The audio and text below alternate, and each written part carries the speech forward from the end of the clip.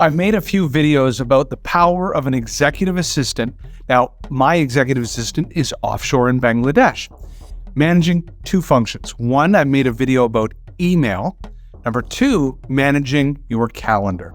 Here are some great learnings to help you think about, number one, do you need an EA to manage your calendar? And two, what are some best practices? Yes, I'm a believer you need an EA to manage your calendar. Those are $5 an hour tasks. You need to be focusing on $500 an hour value creation. To do so, number one, create a standard operating procedure, SOP. By doing so, it's a document that outlines a couple things. What does the perfect week look like? So, rule number one, have a standard operating procedure playbook done in advance. Anytime there are changes, initiatives, ideas, and best practices for how to manage your calendar, it's already documented. Number two, I call it the perfect week. The perfect week, or what is known as will. What does ideal look like? You can use this opportunity to build yourself that perfect week. Let me give you an example of mine. On Mondays, it's an internal day. Basically, all morning and afternoon, I'm working with various departments in my companies to go through their KPIs, some of the rocks they have for the next quarter. I do what's called a level 10. So myself and my business partner in Sales for Life and Pipeline Signals, we follow the EOS model. So in the afternoon on Mondays, there's no outside calls, and we're working on our level 10 meeting, basically decision making for our business. On Tuesdays, I have open for prospecting calls. On Wednesdays, I have open for prospecting calls, sales demos, and as well, I also do newsletters in the afternoon.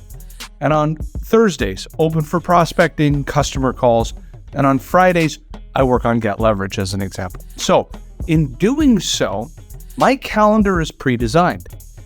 Can't take a meeting before 8, won't take a meeting after 5. I'm blocked for lunch from noon to 1. So now my EA knows where to slot in prospect calls, vendor calls, customer calls, all based in that particular calendar. Also armed with a Calendly link, she can accept or decline what goes in that calendar. The idea here, taken from Dan Martell's The Perfect Week in his book, Buy Back Your Time, now your calendar is pre-designed to your specifications. It is your time, and now somebody's able to manage it for you. Sometimes this is best as a third party because they can be objective to say, no, you've told me this is what a perfect week looks like.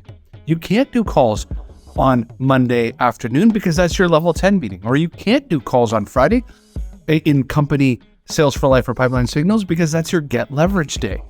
This, because a third party is looking after this, that objectivity helps to ensure that you're not accepting things that you shouldn't, because the entrepreneur in us or the founder in us wants to make everybody happy. So I highly recommend, number one, you have an EA. I like offshore for various reasons. One of them, of course, is labor arbitrage. Number three, managing your calendar, because that's a $5 an hour task rather than $500 an hour value creation.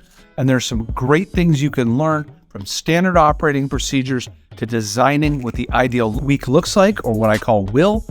You can have templates for responses and creating calendar invites, all things that you can learn here at Get Leverage. So what I recommend is connect with me on LinkedIn. Let's talk about Get Leverage. And as well, I hope that this was really valuable for you.